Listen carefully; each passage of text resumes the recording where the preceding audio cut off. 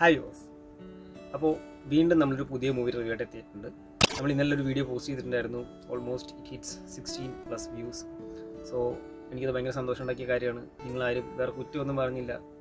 നിങ്ങളെന്തെങ്കിലും പുതിയ അഭിപ്രായങ്ങളൊക്കെ പറഞ്ഞിട്ട് വേണം എനിക്ക് കുറച്ചും കൂടി മികച്ച വീഡിയോസൊക്കെ ഉണ്ടാക്കി നിങ്ങളെ അങ്ങോട്ട് പ്രകമ്പനം കൊള്ളിക്കാനായിട്ട്. അപ്പോൾ ഇന്ന് ഞാൻ കൊണ്ടുവന്നിരിക്കുന്ന മൂവി എന്ന് പറഞ്ഞത് ഒരു പഴയ മൂവിയാണ്. 2009 പുറത്തിറങ്ങിയിട്ടുള്ള ദി ലൗഡ് വൺസ് എന്ന് പറഞ്ഞ മൂവിയാണ്. ഈ മൂവി കേൾക്കുമ്പോൾ നമുക്ക് എല്ലാവർക്കും മനസ്സിൽ കൂടെ പോകുന്നത് ഒരു പ്രേമം ജ്വലിക്കുന്ന ഒരു മൂവിയാണ്. ശരിക്കും പറഞ്ഞാൽ അങ്ങനെയല്ല, അത് നേരെ ഓപ്പോസിറ്റാണ് മൂവി.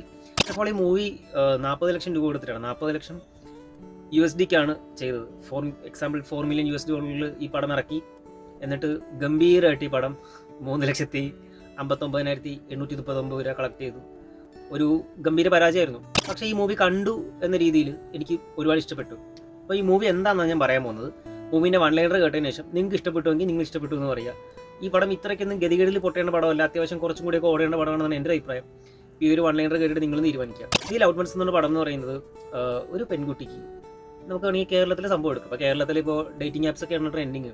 ആ ആപ്പ് നിങ്ങൾ ഒരു അടുത്ത് കോൾ വിളിക്കൂ, പെൺകുട്ടികൾ ക്യൂ നിൽക്കുകയാണ്, ചെക്കന്മാരൊന്ന് വിളിച്ചാൽ മാത്രം മതി എന്ന രീതിയിലാണല്ലോ ഇരിക്കുക. അതേപോലെ കുറേ കല്യാണം കഴിയാത്ത അമ്മമാരും ഒക്കെയാണ് നാട്ടിലുള്ളത്, സിംഗിൾസ്. യെസ്.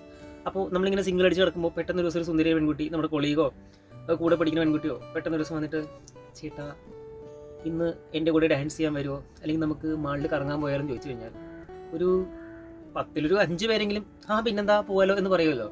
അതുപോലത്തെ സിനാരിയോ ഈ മൂവിയിൽ സംഭവിക്കുന്നുണ്ട്. വളരെ സുന്ദരിയും ഇന്നസെൻറ്റും ആയൊരു പെൺകുട്ടി അതുപോലെ സുന്ദരനായ ചെക്കനോട് വന്നിട്ട്, ഹേയ് നമുക്കൊന്ന് ഡാൻസ് കളിച്ചാലോ കുട്ടാന്ന് ചോദിക്കുകയാണ്.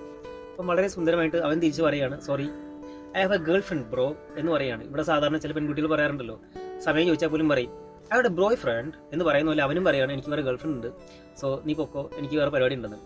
ഇത് പറയണ മാത്രമല്ല, ഇവൻ പിന്നെ ഇവൻ്റെ ഗേൾ ഫ്രണ്ടുമായി ചില പ്രത്യേകതരം ആക്ടിവിറ്റീസിൽ ഏർപ്പെടുന്നതും കൂടി കാണേണ്ടി വരുന്ന ഈ പെൺകുട്ടിക്ക് ഉണ്ടാകുന്ന ചില അഭിമാനക്ഷതങ്ങളിൽ നിന്നാണ് ഈ പടത്തിൻ്റെ ഒരു കഥ അങ്ങനെ മുന്നോട്ട് പോകുന്നത്. അപ്പോൾ ഈ ഇന്നസെൻ്റായ പെൺകുട്ടിക്ക് ആ പയ്യനെ എന്തൊക്കെ ചെയ്യാൻ പറ്റും ഉള്ളതൊക്കെ ചെയ്യാൻ ട്രൈ ചെയ്യാണ്.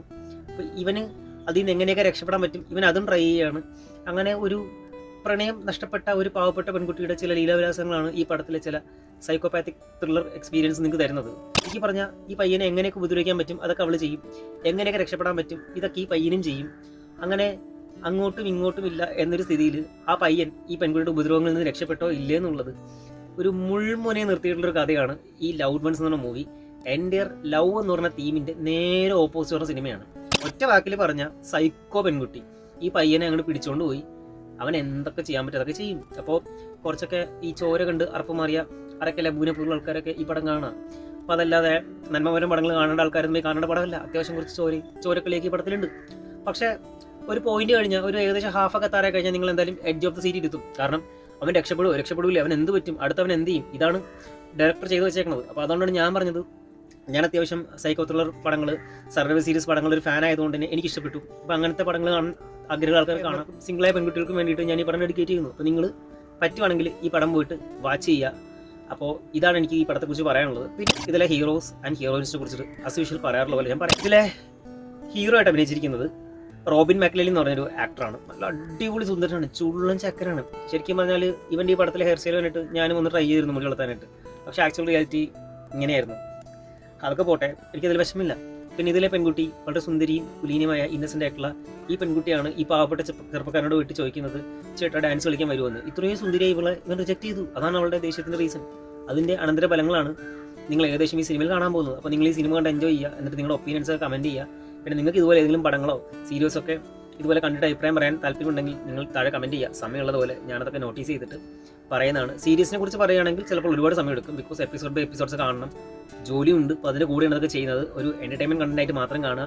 ബട്ട് റെഗുലർലി ഒരു വീഡിയോകൾ ഞാൻ പോസ്റ്റ് ചെയ്യുന്നതായിരിക്കും. അപ്പോൾ നിങ്ങളുടെയൊക്കെ വിലയേറിയ വാല്യുബിൾ സജഷൻസ് ഒക്കെ ഉണ്ടാവും ഞാൻ എക്സ്പെക്ട് ചെയ്യുന്നുണ്ട്. സോ നെക്സ്റ്റ് വീഡിയോ ആയിട്ട് വീണ്ടും കാണാം. Good bye.